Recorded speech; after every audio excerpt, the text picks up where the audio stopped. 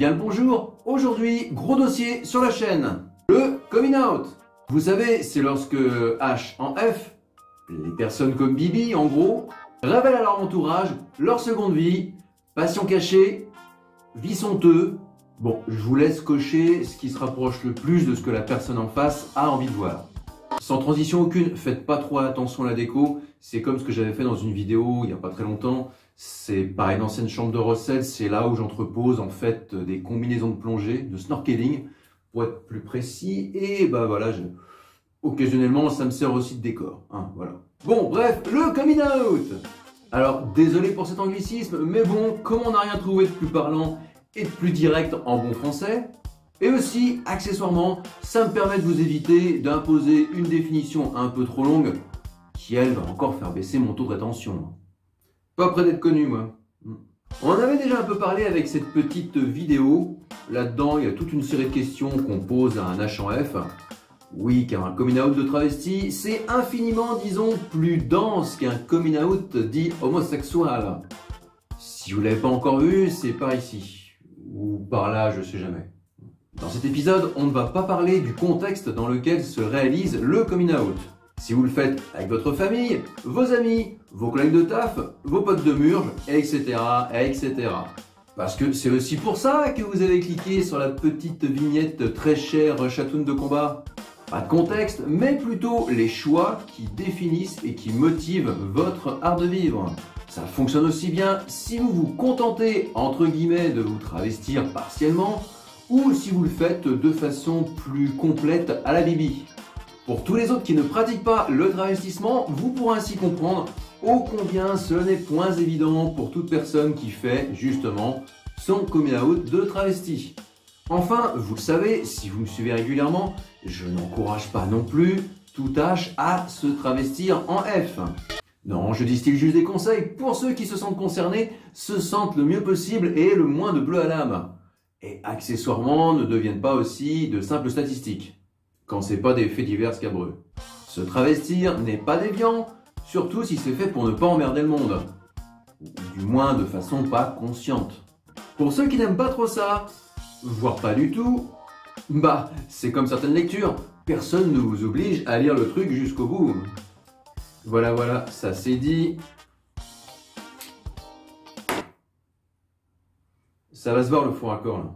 De plus, et autre truc pas négligeable, ce pays a déjà suffisamment perdu en couillitude pour que forcément j'en rajoute par-dessus une louche de pseudo-progressisme. N'oubliez pas, ce n'est pas parce qu'on porte un jupon, des collants ou des talons hauts que l'on ne peut pas à l'occasion se révéler, disons, un brin badass. Oui, badass, ça aussi, c'est pour dire que vous en avez une bonne paire. Non, plus bas, enfin...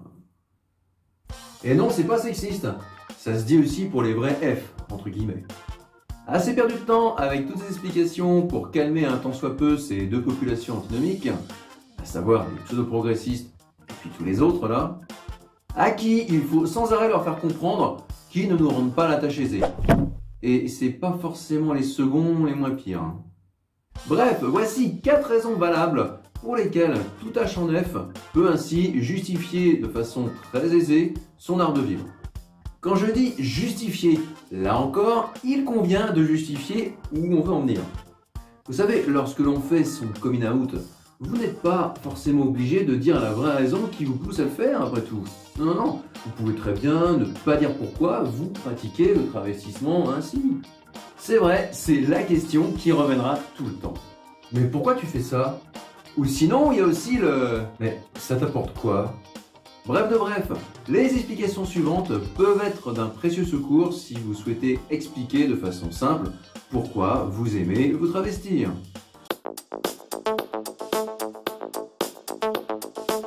Oui, il est tout à fait possible de dire, en tant que H, que vous aimez particulièrement la mode féminine. Alors attention, ça doit être expliqué avec des exemples à l'appui.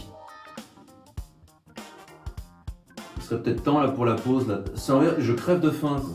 Si vous dites que les seules choses qui vous intéressent sont la lingerie et les talons hauts, oui, ça va être un peu compliqué pour passer pour autre chose qu'un pervers fétichiste.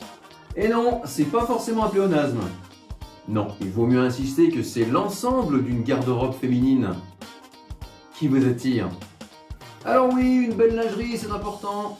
Les chaussures aussi, forcément, un peu. Mais bon, il y a aussi tout de même au hasard comme ça, les hauts, les bas, les robes, les jupes, les manteaux, les maillots, même si là c'est encore un autre monde. Les bijoux, les accessoires et encore une foule de choses. La coordination de ces différentes pièces entre elles. L'intérêt pratique de porter telle ou telle tenue, ça ou ça, en fonction bien évidemment de l'activité. Vendu comme ça, tout de suite ça passe mieux. Tout de même. Donc voilà, si dans la conversation ça commence à chauffer, dites tout simplement que les collections printemps, été, hiver, automne n'ont plus de secret pour vous. Et vous verrez, ça va bien se passer. Ne t'inquiète pas, ça va bien se passer. Ça peut paraître un brin futile comme ça, mais oui, par défaut, lorsque l'on pratique le travestissement, on devient quelqu'un d'autre. Pourquoi est-ce qu'il bouge ce truc là? J'ai souvent dit, et c'est vrai, que si je pratique le travestissement, c'est parce que je me suis inventé un personnage fait de toutes pièces au fur et à mesure du temps. Alors attention pour tout ce qui est entre guillemets personnage, 3 règles de base à respecter pour éviter que vous soyez rapidement dedans. Primo, par personnage, on entend double. Et quand on entend double, on y accole souvent l'adjectif malfaisant. Le double malfaisant. Ce running gag m'épuise. Je sais pas vous, mais voilà. À vous de démontrer que vous êtes alors quelqu'un de tout à fait civilisé. Secondo, ne changez rien à votre naturel, surtout lorsque vous êtes H en F. Si un de vos kiffs préférés, c'est les bonnes pintes de bière, rien ne vous empêche de vous en prendre une ou deux. Hein. Enfin, voire 2 ou 3, voire 3 ou 4, voire... A few moments later. Par contre, dans ce cas très précis, s'il est très grossier de boire son verre de manière exagérée, sachez qu'il est davantage de le vider de façon encore plus vulgaire. Adaptez-vous quoi. Et pas pour la boisson. Hein. Tierceau, le seul moment où vous pouvez un tantinet soit peu et exagérer votre rôle, c'est quand le rôle lui-même l'impose. Si vous pratiquez le cosplay, si vous faites un peu de transformisme, toutes sortes de prestations plus ou moins scéniques, oui, dans ces moments-là, ça demande vraiment à être quelqu'un d'autre. Le reste du temps, on oublie. Moi je dis ça, je dis rien. Hein.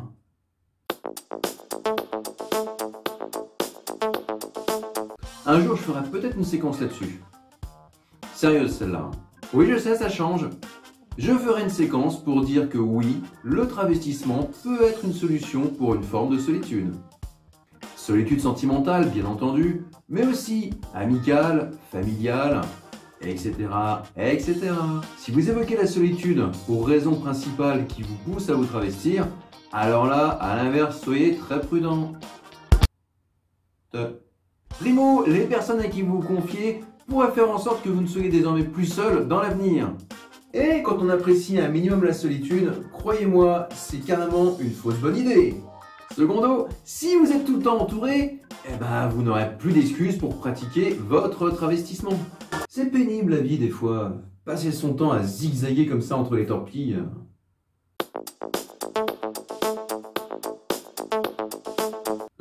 Comment vous dire là? Depuis le temps que j'en parle, il faudrait quand même qu'un jour je fasse une vidéo entière là aussi là-dessus.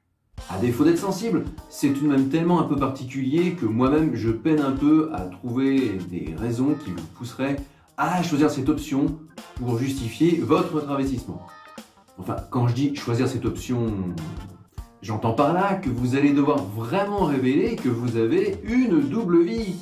Et quand ça touche à la sexualité, ça peut d'un coup d'un seul mettre mal à l'aise votre auditoire qui du coup ne vous verra plus jamais sous le même œil. Ça c'est fait. Je dirais jusque là, c'est à vos risques et périls. Si vous savez assumer votre sexualité, bon dans ce cas là, on va pas se le cacher longtemps, ça reste quand même un mélange de fétichisme et ou très souvent d'onanisme. Non stagiaire, c'est pas du latex, c'est du néoprène. Rien à voir. Quoique... Bref, si vous savez assumer pleinement votre sexualité, allez-y. Si les retours sont positifs, tant mieux. Si ce n'est pas le cas, couchez-vous et ouvrez le feu.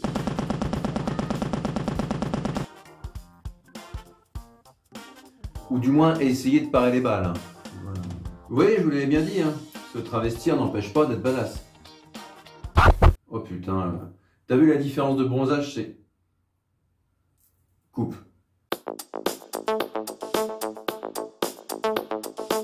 Perso, lorsque j'ai fait mon coming out, c'était un mélange des 3 premières raisons.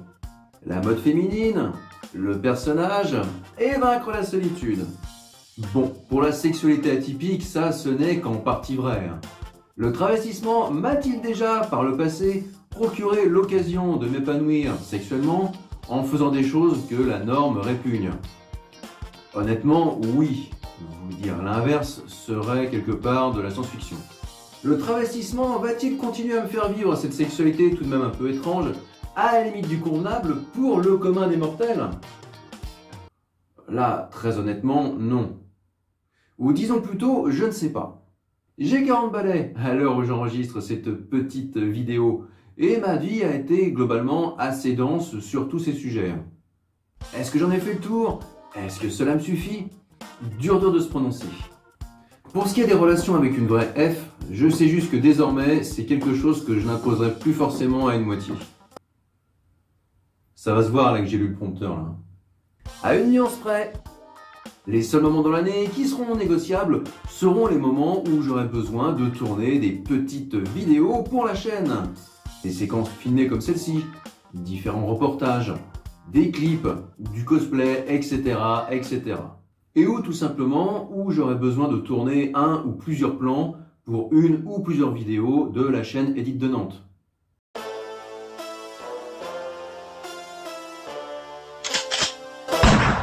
Mais qu'est-ce que ça fout là, ce plan? Stagiaire, tu t'es encore trompé. Ça, c'est pour la vidéo du défense à domicile. Projet commandé, mais abandonné. Hein. Ah, merde. Ça aussi, tu me coupes. A few moments later. Désormais, je me vois mal me travestir intégralement de la sorte pour faire autre chose que tourner au moins une séquence filmée le même jour. Moins l'envie. En même temps, il faut bien que cette chaîne vivote un peu.